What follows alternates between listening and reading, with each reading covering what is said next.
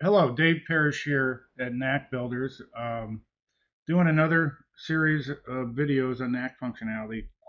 Today, I'm going to do somewhat of a mini case study.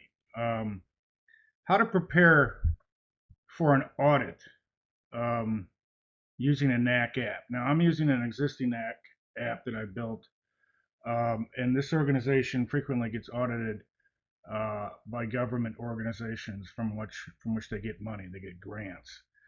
And if you know anything about the audit process, they're going to be asked, the auditor's asking to, survey essentially a bunch of different transactions and then find supporting documents and then see if everything jives. Well, that process is sort of a real pain.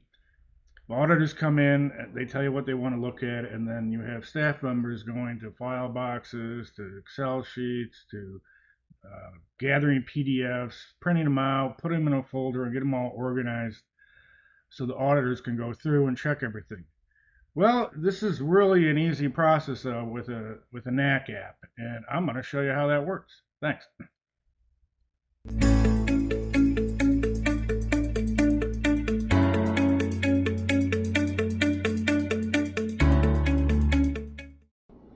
Okay, I'm back, and I'm going to go through the details of how to prepare for an audit using a Knack app. Let me get out of this stuff. Now, here's the app I built. By the way, it was a pretty complex app. This organization promotes certain types of agricultural projects or products all over the world. They're a trade association. So they get money, they get grants from the government, and it's a lot of it, to do certain things.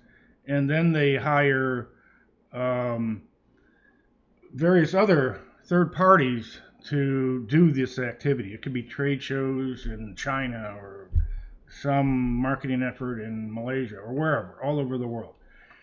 So all these activities have to be tracked.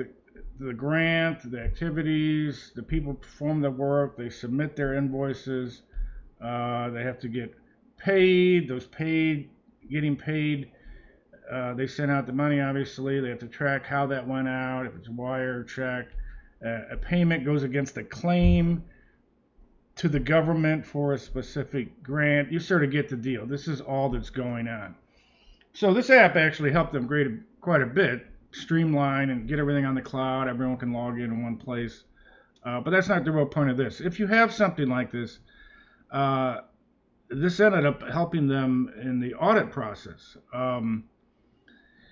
I don't even know how frequently, but on a regular basis, these granting organizations, and it could be like USAID or other type of places that are providing the money, they come in with their auditors. And again, if you know how auditing works, they're typically not going to look at all your transactions, but they're going to say, hey, give us a list of everything, or they'll start snooping through the stuff and say, we want to see all the details on these types of transactions. And in fact, that's what happened. Their auditors came to them and said, all these different claims, meaning stuff you ask us for money for, we need all the supporting documentation to do this. And there's close to 50 of them, I think. So the way they did it before, as I mentioned, I mean, they would have to, before computers at all, they'd be going to file boxes, copying stuff, putting in paper folders, organizing it, doing all this stuff to it.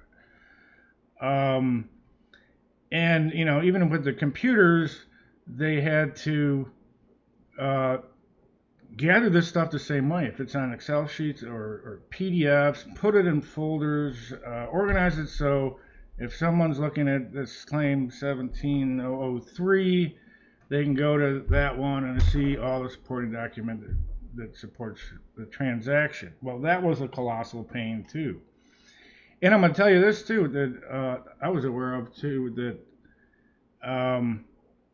most of the government organizations simply do not allow Dropbox, Google Drive, whatever. So one of their initial thoughts is, hey, we can just put all that stuff on a Google Drive, share it with you, then you can go get it. Well, that doesn't work either. And then some of these files are real big, and they couldn't just email it, which would no matter what would be difficult, even if it wasn't big, but some of them weren't able to go through. So here's what we did. And this is going to be quick, by the way. You're going to just see the power of this. We created a portal just for the auditors. And for those 50 or so items that we saw, we just grouped them. Auditor can log in. There were 4 different types. Here's this type that they asked for. Blah, blah, the amounts, dates, whatever. They can call up, see all the detail. They can go and drive down and see the supporting documents, right here. They can drive down further and see other supporting stuff.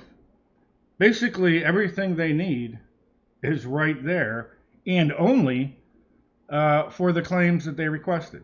So they don't see anything else. And sometimes you just don't want them snipping around stuff they don't need to see. We limited this very specifically to what they needed.